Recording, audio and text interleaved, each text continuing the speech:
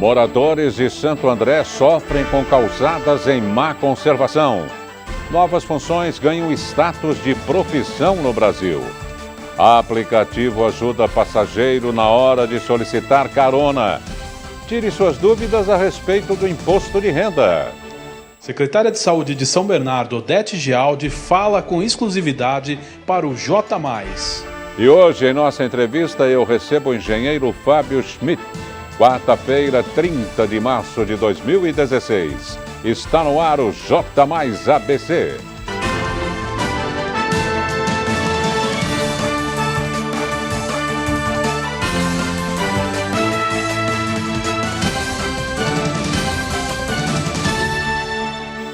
Muito boa noite. O H1N1, vírus que causa gripe suína, vem preocupando os moradores da região. No primeiro trimestre de 2016, já foram confirmadas 4 mortes. Em Mauá, um homem de 47 anos faleceu no dia 12 de março. Este ano foram 9 casos de influenza, sendo 4 de H1N1 na cidade. Já em Santo André, 3 casos foram confirmados relacionados com o vírus, mas só 2 evoluíram para óbito. Os sintomas são parecidos com a gripe comum, incluindo tosse seca, coriza, dor de garganta, febre alta e falta de ar. Diante da quantidade de casos, o governo do estado de São Paulo decidiu antecipar a campanha de vacinação para o dia 11 de abril. O público-alvo abrange profissionais da saúde, crianças maiores de 6 meses e menores de 5 anos, gestantes e também os idosos. E vamos a São Bernardo, de onde fala o repórter Guga Mendonça, que está com a secretária de saúde da cidade, Odete Gialdi, em nosso Link Mais. Aqui da Secretaria de Saúde de São Bernardo, estou aqui com a secretária de Saúde, Odete Gialdi, que vai conversar com exclusividade com a gente. Vamos falar, ontem a Secretaria divulgou o relatório final do problema lá do mutirão de cataratas. Vamos conversar com a secretária, ela vai falar com a gente, em primeiro lugar, o que foi feito para apurar. Boa noite, Darcio. Satisfação estar aqui conversando com todos vocês. Primeiro, eu queria destacar que a Secretaria de Saúde, assim que tomou conhecimento do episódio, instituiu uma comissão de sindicância e nós tínhamos informado às famílias e a toda a população que assim que nós tivéssemos o resultado dessa apuração, dessa investigação técnica, nós faríamos a publicação. Essa comissão foi composta por um conjunto de 5 pessoas, médicos e enfermeiros, com reconhecido conhecimento e preparo técnico, não envolvidos no processo, no episódio da cirurgia, para que pudessem ter autonomia, ter distanciamento para fazer a investigação. É um relatório bastante extenso, fundamentado sobre as melhores práticas do atendimento de saúde, da segurança do paciente, e nessa semana eles entregaram este relatório e nós publicamos, enfim, entregamos para as famílias, para a imprensa, para a opinião pública, uma síntese desse relatório. Quais foram as principais conclusões que esse relatório apontou? A comissão ela investigou todo o episódio, né? O que aconteceu naquele dia da cirurgia, como foi o processo de trabalho dos profissionais, que medicamentos foram usados, que materiais foram usados, quais eram os laudos que comprovavam, né, a procedência desses materiais, os laudos da vigilância, como é que era o ambiente cirúrgico, e eles concluíram que, dentre o conjunto de instrumentais usados, havia um conjunto de instrumentais que a equipe não conseguiu comprovar a sua esterilização. É importante que a população saiba que todo material que passa por um processo de esterilização, ele tem um comprovante biológico, ele tem uma etiqueta, né? Então, a dedução de que ele não está esterilizado se dá pela não apresentação da prova, né? Neste caso, a própria equipe não se recorda da data e não houve apresentação dessa esterilização. Portanto, a conclusão é que a contaminação se deu pelo uso desse material, que é um material auxiliar, né? Mas que estava presente na mesa cirúrgica, foi manipulado pela equipe, ele recebeu líquidos, que posteriormente esses líquidos foram usados durante a cirurgia e, portanto, com muita evidência, a fonte da bactéria estava presente neste material, né? E a prática cirúrgica acabou contaminando os 22 pacientes. Agora, secretária, é até importante a gente reafirmar, não foi apontado nenhum funcionário público como culpado. Qual é o procedimento a partir de agora? Não tem nenhum funcionário público envolvido, porque o processo cirúrgico ele era de responsabilidade de uma clínica contratada. E esta clínica tinha a responsabilidade de manter, desde a recepção até o médico, todos os instrumentais, todos os equipamentos, inclusive o processo de esterilização dos materiais usados é de responsabilidade da própria empresa, e inclusive o profissional médico, o profissional de enfermagem, enfim, tem consciência, faz parte do trabalho, da rotina dele, do protocolo dele, só trabalhar com materiais esterilizados, né? Eu costumo citar esse exemplo usando o exemplo de um avião, né? Quem está no comando de um avião é o piloto, não é o conselho de administração da empresa, tem fiscalização no avião, né? Mas no momento do voo é o piloto que está lá, não é o supervisor dele, não é um inspetor. E ele entra no avião e tem um tempo para conferir todo o funcionamento daquele avião. Vê luzinha por luzinha, painel por painel, inclusive o avião é abastecido enquanto ele está lá. Portanto, uma cirurgia é da mesma forma, só entra para a sala cirúrgica aquela equipe que vai trabalhar na cirurgia, e ela é responsável pela montagem da sala cirúrgica, pela garantia de que aquele material tem procedência. Se ela desconfiou que não tinha uma procedência adequada, que não estava esterilizado, ele tem autonomia para suspender o procedimento cirúrgico, né? Tá certo. Eu quero agradecer a secretária de Saúde de São Bernardo, Odete Gialdi, que falou com exclusividade para o J mais ABC. Vamos agora à previsão do tempo. A quarta-feira foi de tempo seco e ensolarado na região. Durante a tarde, a temperatura chegou na casa dos 30 graus. Ao longo do dia, algumas nuvens apareceram. Para amanhã, é esperado tempo nublado e chuvoso na Grande São Paulo a partir do meio da tarde. Agora veja como fica a temperatura na quinta-feira. Em Diadema, a mínima prevista é de 19 graus e máxima de 30. Já em Santos, cidade litorânea, o tempo fica entre 23 de mínima e 30 graus de máxima. Na capital de São Paulo, mínima de 19 e máxima de 30. Em Americana, a previsão é de 21 graus de mínima e 31 graus de máxima. A calçada foi feita para as pessoas andarem, certo? Não é o que acontece com os moradores da rua Antônio Cardoso Franco, em Santo André. O que era para ser uma simples calçada se transformou em uma verdadeira prova de obstáculos para os moradores da rua Antônio Cardoso Franco, no bairro Casa Branca, em Santo André. E o motivo vocês podem conferir agora aqui comigo. Este enorme matagal aqui na calçada que impede que os pedestres trafeguem normalmente na via. O descaso e o mato alto se estendem por toda a via, mas o problema maior está localizado na altura do número 414, onde o matagal chega a ter mais de 1 metro de altura. Se não bastasse o problema do mato alto, os moradores também convivem com o aparecimento de animais peçonhentos, como ratos e baratas, sem contar com a falta de segurança no local. Na verdade, assim, a gente não tem mais nem calçada. Para passar pela calçada, a gente tem que passar pela rua. Eu passei com meus cachorros, eu tenho vários cachorrinhos. Então, para eu passear com os cachorros, não tem como, eles têm que pular esse matagal, né? E fora que, assim, ratos, baratas, muito lixo acumulado. Eu cheguei a ver até focos da dengue. Às vezes nem luz tem aqui, fica tudo escuro, já teve assaltos, vários assaltos aqui, leva um celular, o pessoal para de moto, mostra a arma, leva o que você tem. Se tiver com tênis, o pessoal está levando.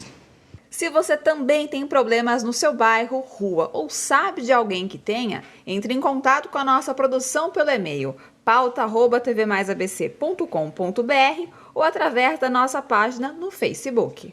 Em nota, a Prefeitura de Santo André afirmou que a responsabilidade da calçada da altura do número 414 é do proprietário. Ele já havia sido notificado em agosto de 2015. Como houve o descumprimento da notificação, foi lavrado o auto de multa. Até o fechamento desta edição, nossa equipe de reportagem tentou entrar em contato com a empresa e o telefone estava fora de serviço. Vamos continuar o contato telefônico. Até sábado acontece a Operação Cata Bagulho na região da Avenida Barão de Mauá. Esta ação marca a chegada do Mauá, cidade que avança. Programa da Prefeitura que intensifica serviços de limpeza e manutenção. A programação completa do serviço pode ser consultada no site da Prefeitura, o www.mauá.sp.gov.br, ou então pelo telefone 156. É importante que o material a ser recolhido esteja próximo ao portão da residência, sempre antes das 8 horas da manhã. Não devem ser depositados para recolhimento materiais como entulho, terra, mato, galhos. Os moradores que depositarem fora da data de coleta estão sujeitos a multa. Veja no próximo bloco. Tire suas dúvidas a respeito do imposto de renda. Novas funções terão status de profissão no Brasil. Continue conosco, J Mais ABC volta já.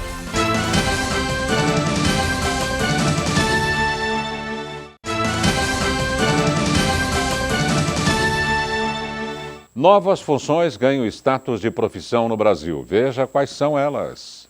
O Ministério do Trabalho e Previdência Social reconheceu como profissão o exercício de 12 ocupações. O reconhecimento vale para as funções de tecnólogo em soldagem, mestre de cerimônias, entregador de publicações, concierge, entrevistador social, agente de combate a endemias, casqueador de animais, ferreador de animais, tapeceiro de automóveis, condutor de ambulância, operador de abastecimento de combustível de aviões e monitor de sistemas eletrônicos de segurança interno e externo. Na fanpage da TV+, você pode ver a descrição de cada uma dessas profissões. O reconhecimento das atividades é feito após um estudo, no qual se verifica a necessidade da criação de uma categoria profissional. O próximo passo é regulamentar o exercício por meio de apreciação no Congresso Nacional e sanção da presidência. Atualmente, 2.600.000 brasileiros exercem as profissões agora reconhecidas. André Janocari, para o J Mais ABC. Veja dúvidas frequentes sobre a declaração do imposto de renda respondidas pelo professor de Ciências Contábeis da Universidade Metodista de São Paulo, Francisco Assis Brígido.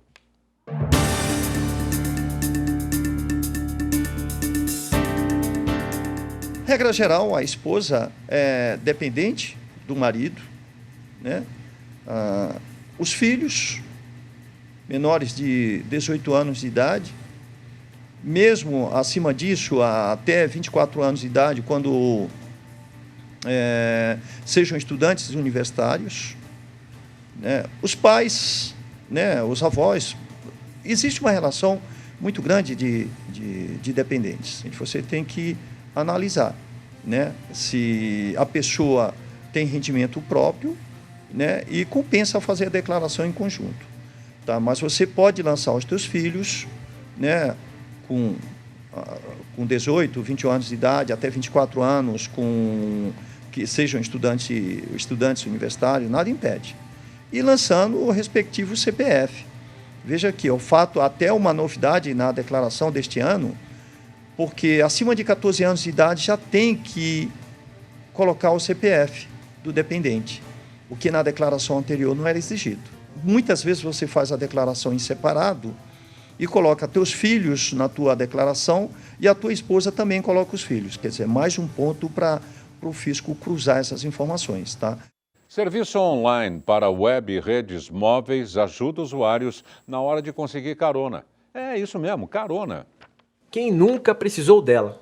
A carona já quebrou o galho de muita gente em situações complicadas. Tempo fechado, estar sozinho na madrugada ou mesmo impossibilidade de dirigir após uma bebedeira. A carona já foi até tema das telonas de cinema, como neste clássico, A Morte Pede Carona. Com o advento das novas mídias, o ato de pedir uma carona ficou mais fácil. O BlaBlaCar ajuda o passageiro na hora de se locomover.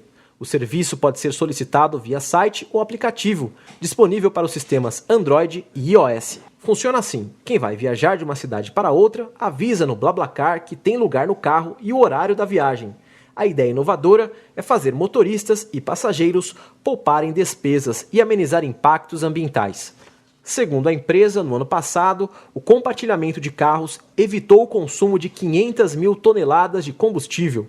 Para que ninguém faça uso comercial do BlaBlaCar, o sistema proíbe a publicação de mais de 4 lugares no mesmo automóvel, além de estipular um preço limite pela utilização do veículo. Parafraseando o filme, agora quem pede carona é a tecnologia. E vamos ao nosso giro esportivo. Ô Marcos, o que está acontecendo com a amarelinha? A torcida da seleção brasileira não está nada contente com o empate amargo contra o Paraguai, não é? Boa noite, Darcy. Olha, que sofrimento, hein? E é complicado, né? Sobrou emoção e desespero para a torcida brasileira na noite de ontem. Como eu já havia previsto ontem aqui, a seleção brasileira sofreria, e muito, hein? Para conseguir um bom resultado. No fim, o empate saiu com gosto de vitória, mas insuficiente até para manter a equipe na zona de classificação para a Copa do Mundo de 2018. Contestado por grande parte da imprensa, o técnico Dunga insistiu na tese que não há partida fácil nessa competição e que o Brasil, presta atenção, hein, vai lutar até a última rodada para se classificar. Haja coração, hein, Darcio? E hoje a bola rola no Paulistão. São Paulo e Corinthians entram em campo essa noite. O tricolor vai até a cidade de Lins, bem longe, hein, buscando manter-se na zona de classificação. Mas para isso, deverá melhorar e muito a sua performance dos últimos jogos. Só conseguiu, Darcy, presta atenção, uma vitória nas últimas 6 partidas disputadas. Tá difícil a coisa lá pro tricolor, hein? Já o Timão, esse tá tranquilo. Classificado para a próxima fase. Mesmo com uma escalação reserva perante a Ponte Preta no Itaquerão, joga essa noite, né? Fala em conquistar mais uma vitória para garantir a vantagem aí nos mandos de campo das fases decisivas da competição. Só para lembrar, nas quartas de final e na semifinal do Paulistão, é um jogo único e quem tiver a melhor campanha joga dentro da sua casa. E agora falando dos times do ABC, né? Agora à tarde, em Diadema, o Água Santa enfrentou o bom Ituano, hein? E o placar não saiu do 0-0. Já pela Série A2, o São Caetano foi a Monte Azul e venceu o time da casa pelo placar de 2-0. Lembrando, o Azulão já está classificado para a fase final da Série A2. O Ramalhão, esse entra em campo daqui a pouquinho, às 8 da noite, na cidade de Rio Claro, precisando de uma vitória a todo custo em cima do Velo Clube para voltar a sonhar aí com a classificação para a próxima fase. Se não vencer, dá adeus ao projeto do acesso à elite do futebol paulista. Mas do futebol dos clubes do ABC, dos grandes de São Paulo e até repercutir no jogo da seleção brasileira de ontem, você pode conferir comigo daqui a pouquinho no Esporte Mais. Espero você. Até já, hein? Abraço, Marco. No próximo bloco eu converso com o engenheiro Fábio Schmidt. Continue conosco, o J Mais ABC volta já.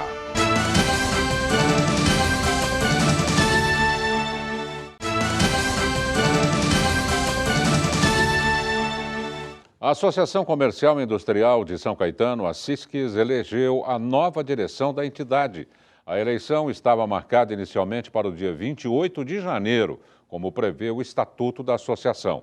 Ocorrida ontem, a eleição de chapa única teve o empresário Walter Estevam Júnior como eleito à presidência. O atual mandatário, Mauro Laranjeira, vai deixar o cargo no fim deste mês. E vamos aos números do mercado financeiro? O dólar encerrou em queda de 0,47%, cotado a R$ 3,62. O euro fechou com desvalorização de 0,49%, cotado a R$ 4,09. E a Bovespa terminou o dia em alta de 0,18%. O grupo Vila Sul, atual há cerca de 30 anos no mercado de incorporação e construção civil, residencial e comercial. Para falar sobre o assunto, nós estamos com o engenheiro Fábio Schmidt. Boa noite, Fábio. Obrigado por ter vindo. O que a empresa visa quando recebe um projeto, principalmente nessa fase, Fábio? Olha, nesse momento que o mercado imobiliário está retraído, o que a gente procura é sempre tentar buscar o nicho de mercado que ainda está ativo na região aqui. E se você conseguir focar o teu projeto em cima do mercado atuante, você tem mais chance de sucesso, né? O que você destaca assim como importante para se obter sucesso, desde os alicerces, né, até a venda final, Fábio? Olha, a gente acha que você tem que iniciar com um bom projeto, uma boa planta, buscando o nicho de mercado que você procura. Hoje, o foco hoje são apartamentos na faixa de 50 a 70 metros, embora a gente tenha trabalhado também na faixa um pouco menor. São mais compactados. Mais compactados, tentando jogar tudo que é possível em termos de tecnologia. Hoje você, para se diferenciar no mercado e para conseguir sucesso, você precisa ter um bom produto dentro de um preço competitivo e se diferenciar de alguma maneira. E é o que a gente busca, tentar diferencial com acabamento, tentar com tecnologia, com infraestrutura para equipamentos, para conforto do morador. O que de mais moderno nós temos atualmente, principalmente no acabamento? Porque a estrutura é estrutura, como sempre, né? Se bem que as divisórias internas não é, estão a gente vem trabalhando, mudadas. A gente vem trabalhando com divisórias internas em drywall, gesso acartonado, que é a construção seca, que vem sendo utilizada há mais de 60, 80 anos aí no mundo, e aqui no Brasil tem questão aí de 10 ou 15 anos que isso se desenvolveu. Isso permite facilidade de alteração de layout. Isso é importante porque você aumenta o número de possíveis compradores para o teu empreendimento. Você atende desde aquele cidadão que vai utilizar a planta tipo A, como a planta tipo B, a planta tipo C. E o que a gente tem procurado fazer hoje é preencher os apartamentos com infraestrutura que antes, no passado, você só se preocupava em dar para apartamentos ditos de alto padrão, né? Apartamentos grandes. Hoje você tenta atender o público que busca um apartamento mais compacto com o mesmo conforto que você antes só dava para apartamentos maiores, não tem motivo, né? Então hoje você faz infraestrutura de ar-condicionado, você faz infraestrutura de aspiração central, você faz prédios residenciais com gerador, que te permitem utilizar água, utilizar portão de garagem, elevador, mesmo em falta de energia. E você consegue, com isso, se diferenciar de alguma forma, né? E o perfil da construção mudou em relação às novas famílias. Por exemplo, temos numa ponta a família mosaico, que vem com pai, com mãe, com filho de um, com filho do outro, até aquele solteirão, né? Que não deu certo no casamento, ou não casou porque não quis, e que quer uma construção mais compactada. Como agradar essas duas alas no mesmo empreendimento é impossível, né? Olha, não é impossível. Você trabalhando nessa faixa de mercado aí de apartamentos de 50 a 70, 80 metros, dá para adequar? Você consegue adequar desde que você consiga fazer um estudo de uma planta que te permita opções de layout. E você precisa fazer isso hoje, porque senão você fica restrito a um nicho muito pequeno de comprador, né? E além do que, as famílias são dinâmicas, né? Você tem uma família que às vezes é um solteirão, como você falou, que de repente já não é mais um solteirão amanhã. É verdade. E você tem filhos que crescem e que ainda moram com os pais, a família aumenta, diminui a todo momento hoje. Está mais dinâmica a família brasileira, né? Mata uma curiosidade minha. Como é que é o caçador de terrenos, né? Ou então o Old House Hunter, né? Ele anda por aí, são vocês mesmos? No nosso caso, nós temos uma figura extremamente importante para a empresa nossa, que é o meu pai, o Germano Schmidt. Ah, olha que bom. Que é quem faz a captação dos terrenos e há muitos anos já continua fazendo isso. E a procura é por imóveis que te aliem topografia, qualidade de solo, localização, preço. Você hoje não pode mais comprar um terreno sem aliar todos esses fatores, porque senão a conta não fecha. Não fecha, não dá fecha, certo. não fecha. Porque diminuir mais ainda é impossível, né, a metragem. Não, está complicado. Você já tem um nicho de mercado aqui na região, que são apartamentos de 30 a 35 metros quadrados, que é um mercado novo, em que nós estamos atuando também nessa linha, temos empreendimentos nessa faixa, mas é um limite, né? Você chega num ponto que você tem que viabilizar o empreendimento dentro do que é possível fazer no terreno, ao custo que o terreno tem, e não consegue fazer mais unidades, ou não consegue diminuir mais o tamanho do apartamento, né? Obrigado, Fábio, pela sua presença. Muito obrigado a você. Engenheiro Fábio Schmidt, do Grupo Vila Sul, aqui no J+. E o prefeito de São Bernardo do Campo, Luiz Marinho, assinou a ordem de serviço para o início das obras de reforma, ampliação e modernização da Biblioteca Monteiro Lobato. A restauração do espaço começa na próxima semana. Além de recuperar as condições do edifício e revitalizar a praça e o entorno, o projeto prevê oferecer mais conforto aos usuários e segurança ao acervo. E o J+ ABC desta quarta-feira termina aqui. Outra exibição do nosso telejornal você confere à 00:30. No decorrer de nossa programação, assista aos boletins dos 60 segundos e do Broadcast TV do Estadão. Nós voltamos amanhã às 7 da noite. Um bom descanso e até lá.